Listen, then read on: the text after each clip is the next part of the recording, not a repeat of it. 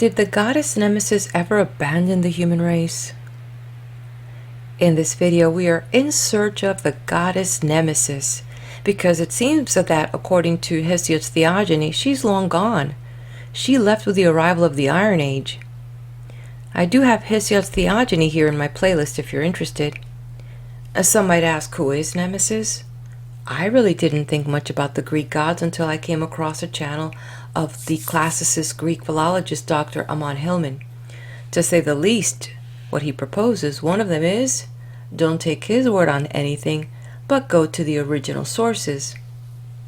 When it comes to antiquity, there's the conundrum. Most ancient texts come from the Old World, written in foreign languages, which makes it harder to perform necromancy, were it not for the help of translators. Welcome, I'm Daisy, your hostess. Just yesterday I was walking through an enchanted path and tipped upon a rock and stumbled into ancient Greece. Yes, look around. That's where we're at. Nemesis is generally described as the daughter of Nyx, referred to as Night, and some say she came into being without a father, though some call her the daughter of Erebus and others of Oceanus. Yet Nemesis in general is a personification of the moral reverence for law, of the natural fear of committing a culpable action, and hence of conscience, and for this reason she is mentioned along with Aidos, which means shame. Nemesis, the Greek goddess of divine retribution, balance, and righteous vengeance. She is tasked with punishing arrogance, hubris. She was known to distribute dues, ensuring mortals from overstepping their bounds or receiving excess undeserved good fortune. All this for the purpose of maintaining cosmic order. Also, during the imperial period of Rome, Nemesis was adopted as a patroness of victorious generals. Pliny the Elder mentions a statue of Nemesis on the Capitol in Rome in his work titled Natural History. She was considered one of the tutelary deities of the drill ground known as Nemesis Campestris, and was frequently worshipped by arena personnel, including gladiators, as a protector who ensured proper and fair outcomes. At one point, this gave rise to the cult of Nemesis Fortuna, which honored Nemesis, and it was a widespread cult with significant sites in Alexandria and Rome. It focused on the need for balance and order in life and in the state. A point of interest is the Nemesis Fortuna as a Roman imperial pairing combination to represent a merged complex deity with both complementing and opposing forces. Fortuna represented random luck, while Nemesis represented divine retribution and balance. As this complex deity, Nemesis Fortuna, and a syncretic deity, she blended divine retribution with fate. Much of this is primarily documented through epigraphic evidence such as inscriptions, imperial coinage, specifically under Claudius and Hadrian, and literary sources such as Herodotus and Pindar, just to name a few, where Nemesis was said to direct human affairs in such a manner as to restore the right proportions or equilibrium wherever it had been disturbed. She measured out happiness and unhappiness, and he who is blessed with too many or too frequent gifts of fortune is visited by her with losses and sufferings in order that he may become humble and feel that there are bounds beyond which human happiness cannot proceed with safety. And yet there are rarer literary sources too worth mentioning. The first is Ammianus Marcellinus, who lived from 330 to 395 CE. He was a Greek-speaking Roman soldier and historian born in Antioch, Syria. Scholars say that he was the last major Roman historian, known for his comprehensive work titled Res Gestia, which chronicled the Roman Empire from 96 to 378 CE. He served in the Roman army under Constantius II and Julian, providing first-hand detailed accounts of 4th century military campaigns. I'm going to do a quick necromancy and look at an excerpt where he mentions Nemesis from his work titled Roman History, translated by our assistant necromancer and better known translator as C.D. Young.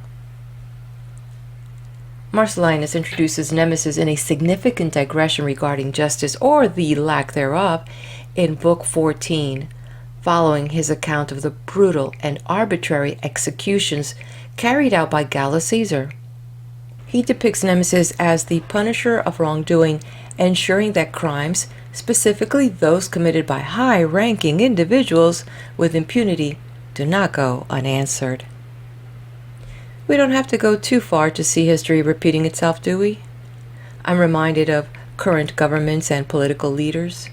Will they see the divine retribution? The righteous vengeance of Nemesis?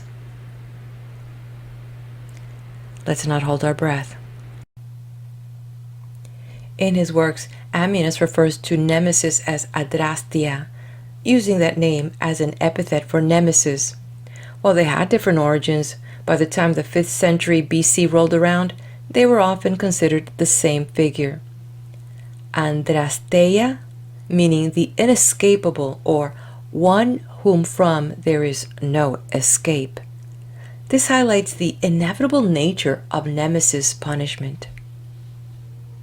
Now on to the excerpt, and let's see how the historian documents the presence of Nemesis in the world events of his time as he speaks of Gallus the Caesar, aka Flavius Claudius Contentius Gallus, ruler in the eastern provinces of the Roman Empire from 351 to 354 as Caesar under Emperor Constantius II, his cousin.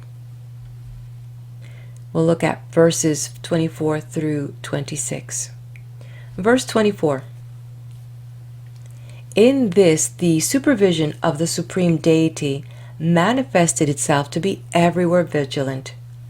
For not only did the cruelties of Gallus bring about his own destruction, but they also who, by their pernicious flattery and instigation and charges supported by perjury, had led him to the perpetration of many murders, not long afterwards died miserably. Scudolo, being afflicted with a liver complaint which penetrated to his lungs, died vomiting, while Barbatio, who had long busied himself in inventing false accusations against Gallus, was accused by secret information of aiming at some post higher than his command of infantry, and being condemned, though unjustly, was put to death, and so by his melancholy end made atonement to the shade of the Caesar. Verse 25. These and innumerable other actions of the same kind, Adrastea, who is also called Nemesis, the avenger of wicked and the rewarder of good deeds, is continually bringing to pass. Would that she could always do so! She is a kind of sublime agent of the powerful deity, dwelling, according to common belief, above the human circle, or as others define her, she is a substantial protection, presiding over the particular destinies of the individuals, and feigned by the ancient theologians to be the daughter of justice, looking down from a certain inscrutable eternity upon all terrestrial and mundane affairs. Verse 26. She, as queen of all causes of events, and arbitress and umpire in all affairs of life, regulates the urn which contains the lots of men, and directs the alternations of fortune which we behold in the world, frequently bringing our undertakings to an issue different from what we intended, and involving and changing great numbers of actions. She also, binding the vainly swelling pride of mankind by indissoluble fetters of necessity, and swaying the inclination of progress and decay according to her will, sometimes bows down and enfeebles the stiff neck of arrogance, and sometimes raises virtuous men from the lowest depth, leading them to a prosperous and happy life. and it is on this account that the fables of antiquity have represented her with wings, that she may be supposed to be present at all events with prompt celerity, and they have also placed a rudder in her hand and given her a wheel under her feet, that mankind may be aware that she governs the universe, running at will through all the elements. End of excerpt. The second literary source I'm bringing is Eusebius of Sardis, who lived from 347 to 420 CE, a 4th century Greek sophist, historian, and Neoplatonist biographer. He was a staunch pagan, best known for his work titled Lives of Philosophers and Sophists, detailing Neoplatonism and Hellenistic resistance to Christianity during the late Roman Empire. In this excerpt, Eusebius has it in for Festus, the historian and author of the Breviarium, who was commissioned by the Eastern Emperor Valens in preparation for his war against Persia. And this is the excerpt. For the emperor, in a fierce battle with the Scythians, was done away with in a strange fashion, so that not even a bone was found to bury. The will of heaven added to all this a still more wonderful occurrence, for that same Festus, and this the author learned accurately as an eyewitness, was deprived of his office, and first he went to visit Theodosius, who had lately been made emperor. Then he returned to Asia, for he had there contracted a marriage splendid enough for a tyrant. And to make a display of his luxurious living and his escape from all the charges against him, he announced that he would give a magnificent banquet to those who held the most distinguished offices or were of the highest nobility. Now it was the 3rd day after the January calends, as the Romans call them, and they all saluted him and promised to come to the banquet. Then Festus entered the temple of the goddess Nemesis. Though he had never professed any reverence for the gods, nay, it was for their worship of the gods that he punished all his victims with death. Still, he did enter, and related to those present a vision he had had. And as he told the tale, his face was bathed in tears. Now the dream was as follows. He said that Maximus threw a noose around his neck, seized him, and dragged him down to Hades to have his case tried before Pluto. All present were terrified when they recalled the whole life of the man, but they each of them dried their tears and bade him pray to the goddesses. He obeyed them and offered up his prayers. But as he came forth from the temple, both his feet slipped from under him, and he fell on his back and lay there speechless. He was carried home and at once expired, an event that was considered to be a most admirable dispensation of Providence. End of excerpt. Don't you just love Nemesis' retribution and righteous vengeance? Now, coming a little further in time into the future, in an abstract paper titled Nemesis Cult and the Arena Spectacles, Evidence from the Black Sea Region, mentioned also in the book titled The Black Sea in the Light of New Archaeological Data and Theoretical Approaches, authored by Georgia Aristotomou from the International Hellenic University, states that archaeology provides strong testimonies on the connection between Nemesis, spectacle monuments, and the gladiatorial combats, as well as the beast hunts held there. These testimonies, along with excavated and or recorded Nemesis shrines within amphitheaters and stadia, as well as votive material, round sculpture, reliefs, and altars, reveal the connection between Nemesis and the games, proving that Nemesis was frequently worshipped in Roman amphitheaters and by military groups. By the way, I've left you several links to check out in the description of this video. One could say that the cult of Nemesis Fortuna, as many of the other cults and mysteries of that era, influenced the evolution of Christian religion. It seems, unbeknownst to many, Christianity didn't happen in a vacuum. It was a painful evolution. A nemesis is often depicted as a winged figure with a bridle or a whip. These tools needed to ensure that human actions did not exceed their proper limits. As a daughter of night, who the Greeks call Nyx, she was a feared force who brought down the overproud, and according to some myths was the mother of Helen of Troy, which we're going to get into that in a little bit, for in Helen's birth is the Retribution. Her most famous stories include the punishment of Narcissus, the chase of the nymph of Nicaea, and, like I mentioned, her role in the birth of Helen of Troy. While not a myth in the divine sense, Nemesis was featured in the Athenian history as the force who brought retribution to the Persians, symbolized by her statue at Rhomus. The irony of how it came to be, as the statue was created after the Greeks' victory at the Battle of Marathon in 490 BC, by repurposing a massive block of Parian marble that the Persians had confidently brought with them to build a victory monument. The Greeks saw their victory as intervention of divine justice and carved the goddess of retribution from the enemy's own materials. How sweet is that? As we for a moment realize that just not long ago we were walking on an enchanted path and stumbled into this glimpse of the past, and see that Nemesis was a conception of a time when higher views of morality had been held in the hearts and mind of the Greek nation. And I can only wonder, maybe you do too, if what we're seeing throughout the world, the depravity, the disregard for justice, is that the departure of Nemesis from the hearts of today's men and women? Please leave me a comment. What do you think about that?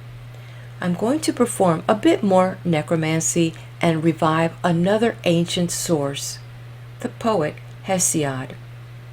Hesiod is generally credited as the first to talk of Nemesis as a personified deity in Greek literature. He was an 8th century BC Greek poet, where he mentions Nemesis in his poem titled Works and Days. He tells of the Greek goddess Nemesis along with Aidos, who represents modesty, reverence, and the eternal shame that prevents wrongdoing. And here again, just as the Romans did, we see another goddess pairing. They together abandoned humanity during the decay of the Iron Age due to the increasing immorality, and they did so, covering their fair faces and departing the earth to live among the immortals. Humanity is left to suffer bitter sorrows without any help against evil. Hesiod said that this race of human does not know the fear of the gods. Near the end of his description of the Iron Age, he wrote, quote, "And then Aidos and Nemesis will go from the wide-pathed earth and forsake mankind to join the company of the deathless gods, and bitter sorrows will be left for mortal men, and there will be no help against evil." End quote. Some scholars often interpret the context as that when the Iron Age reaches its end, these deities will return to punish the wicked and restore cosmic order. So I'll have to take a pause here, because we've lived long enough to see the turn of the Iron Age, and some may say that there is no retribution and Nemesis is nowhere in sight. Could it be that the Greek gods no longer interact much with humans? That they simply sit atop of Mount Olympus watching the clouds of darkness fill the hearts of men? Or are they waiting for the likes of a Herculean spirit to stir in the hearts of men and women to regain faith in humanity? The discussion of Iron Age opens the conversation as we try to make sense of some of these narratives, and in the context of not trying to miss the forest for the trees, we have a sense that we are exiting the Bronze Age, and these folks are telling us that something must have shifted in the hearts and minds of men with the advent of the Iron Age. The Trojan War was said to be of a late Bronze event, and the Iron Age, according to historians, happened around 1200 BC in the Near East and the Aegean, spreading to other regions over the subsequent centuries. This period is characterized by the adoption of iron for tools and weapons, which had profound impacts on societies, economies, and warfare. Moving with the timeline, it is said that the Iron Age ended around 500 BC in the Mediterranean and Near East, marking the start of classical antiquity. While the collapse was rapid, widespread, and triggered by factors like drought and invasion, iron technology itself, which was harder to work with than bronze, it did not fully replace bronze for several centuries. Yet, it pretty much ended when iron-using cultures adopted written history, with Roman conquest accelerating its close in Western Europe during the 1st century BC. And as these events were taking place in the Near East and the Aegean, here's where we tie in Helen of Troy. And just to provide context, historians say that the fall of Troy occurred around 1180 to 1190 BC, placing it at the very end of the collapse of that late Bronze Age, occurring just before iron became common. The Aegean region is deeply connected to Helen of Troy through its role as the cradle of Mycenaean civilization, the setting of Greek myths, and its geographical proximity to Troy. The stories of Helen serve to symbolize the culture and historical links between Greece and the broader Aegean world during ancient times. Most scholars describe Helen of Troy as the beautiful face that caused the Trojan War, a woman to fight for, a woman to die for. Yet, could historians have purposefully and cryptically obfuscated the narrative as to the real reason why she was so sought after by governments of her era? We look at the information, we can't deny the literature that tells of her knowledge of alchemy in the use of warfare. Such was the use of snakes and arrowheads and Greek fire, much of which has been depicted in many arts relating to Helen. Despite the term Greek fire being credited to someone else way after the burning of Troy. In Euripides' play, Helen, which by the way you can find it here in my playlist, he highlights the irony of a 10-year war that was associated with the burning of Troy and the destructive fire which was said to be fought over a phantom and not the real Helen, while the true innocent Helen remained in Egypt. Now Virgil tells a different version, depicting Helen as holding a torch during the fall of Troy. Nonetheless, real or phantom, Helen was a catalyst of war and the role of fire in warfare that ended in Troy being burnt to the ground. Hence, the law of cause and effect at play, as is revealed in Nemesis Retribution. According to Cypria, which is a lost ancient Greek epic poem attributed to the poet Pausanias, much of its content are known through a summary by Proclus and fragments quoted by later authors covering origins of the Trojan War, the conflict and the early stages of that war.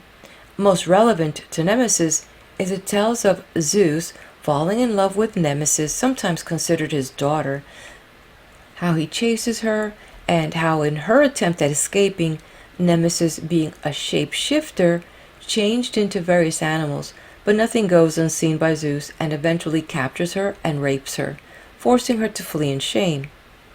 As a result of this violent union, Nemesis produced an egg. Some accounts say that the egg was found by a shepherd and given to Leda, the queen of Sparta, who raised Helen as her own. Now legend says that Zeus initiated the Trojan War primarily to reduce overwhelming human population, specifically demigods, and to end the age of heroes, which would allow the gods to step back from direct meddling in human affairs. Nemesis plays a key role in the scenes behind the Trojan War as facilitating the birth of Helen of Troy and using Helen to incite the war as divine retribution for humanity's arrogance and as punishment to maintain cosmic balance. The irony of it all is that horrific atrocities pale in context to the greater evolution of humanity. And many of us are dealing with a living hell, but can't see the forest for the trees. Now, talk about forest and trees. I think I see the veil of time opening. Let's head back and pray that Nemesis follows us, for we are in need of righteous vengeance and retribution. Let us pause before we return to our current place in time and to return to whatever occupies our earthly lives. Let us lift our eyes to the heavens and share this hymn to Nemesis. Before we join in this honor, please do hit that like button, share this with your friends, and yes, subscribe to the channel.